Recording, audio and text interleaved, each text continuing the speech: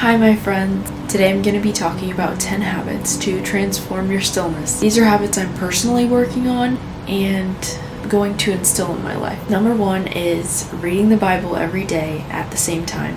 Now this can be put off in so many ways. We are all busy, we all have our own schedules. Ultimately, putting God first is a priority and it sets the tone for the rest of the day.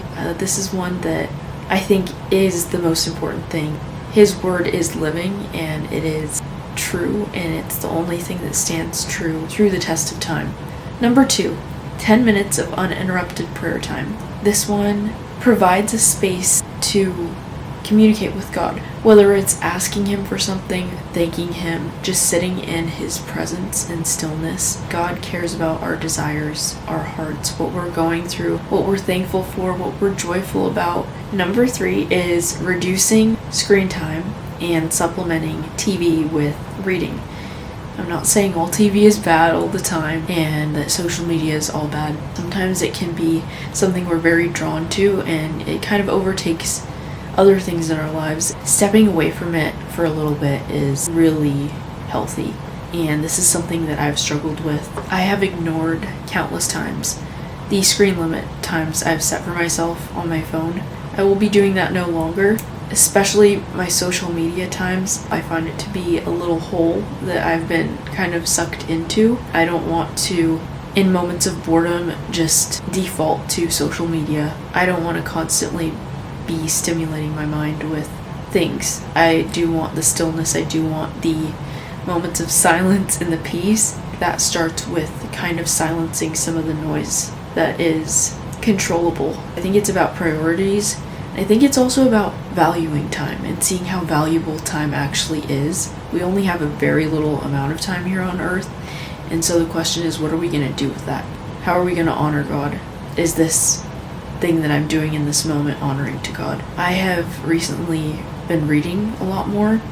There are so many books out there, but there are a lot of books that I've been reading that have to do with God's love and relationships and just the betterment of yourself. There is grace with that. I really appreciate books a lot more than I used to, and I love to read now. I find it to be a lot more relaxing than looking at a screen. Number 4 is spending 10 minutes a day journaling. One thing I will say about this is that I've been doing it for a while now, and it has made an immense difference in my life. Getting my scrambled thoughts onto paper really organizes them.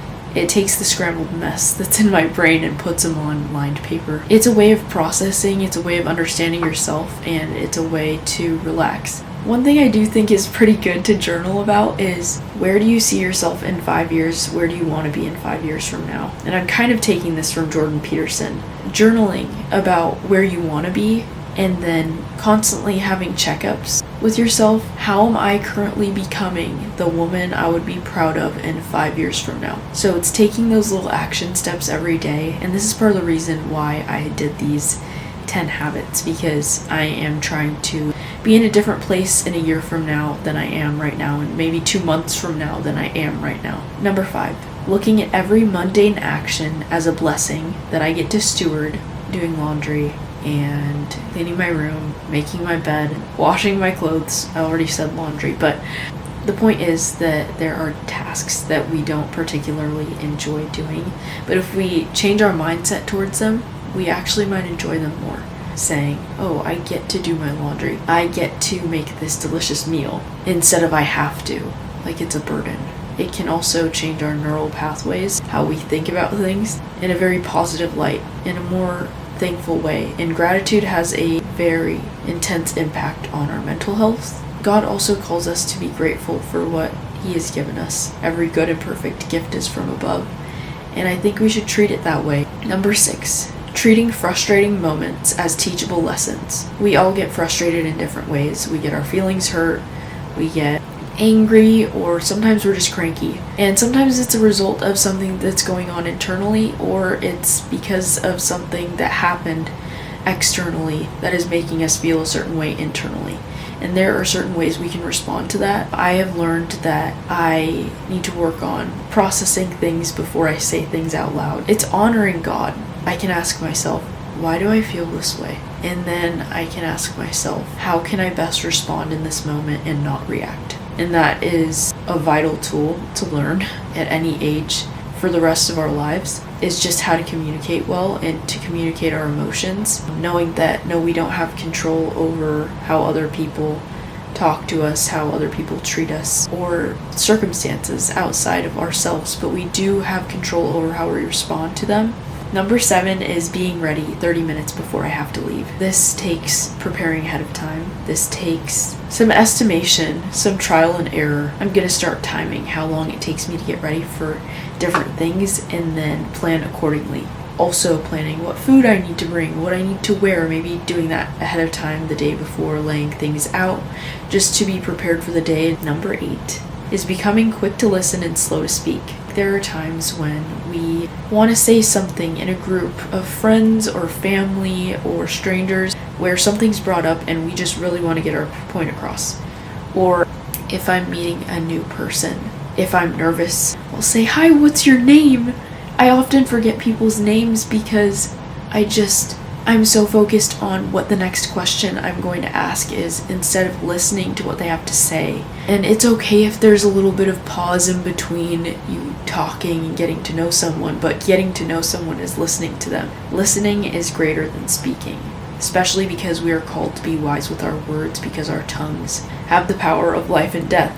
Number 9 is showing gratitude to my family and my friends. This is something that can often be overlooked. It's like, okay, thank you for doing that. Thank you for being a good friend. There are people in my life who have really impacted my life in big ways, and I think they deserve a lot of acknowledgement for that.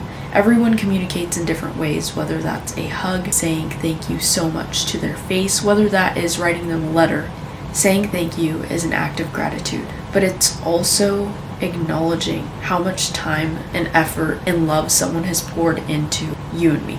Just maybe painting something and then writing a letter, that's gonna be a way that I share my gratitude. Lastly, we have number 10, going to bed and waking up at the same time each night and each day. This is one that has been difficult for me. I need to make a schedule for myself, stick to it, and give that to my body and take care of it. Jesus rested. He gave us time to rest. He wants us to rest. It's a gift from God, and if I'm not taking care of my body, I'm not taking care of God's temple. Yes, there will be grace periods, especially if I'm not feeling well, but ultimately I need to be responsible and take advantage of when I can go to bed. It's like, no, I get to rest. I get to sleep. That's a blessing. So those are the 10 ways that we can step into stillness, and step into stillness with the Lord first and foremost. Be still and know that I am God. That's something I want to repeat to myself. Let's do it. We can do all things through Christ who strengthens us. There's nothing God can't do and can't work through. A lot of these actually have to do with the root of trusting God. Let your will be done, whatever that is, here and forever. Surrender. Anyway, I will see you guys soon. I am going to make a vlog because I love making vlogs, but I also like making sit-down videos. I hope you have a wonderful day. I hope that you feel the presence of God, that you feel the grace of God, and even if you don't feel the presence of God, God is still there with you. If you haven't accepted God into your heart, you can right now. He's there waiting for you. You're never too far gone. We're all sinners. We've all made mistakes, and God loves you. I will see you soon.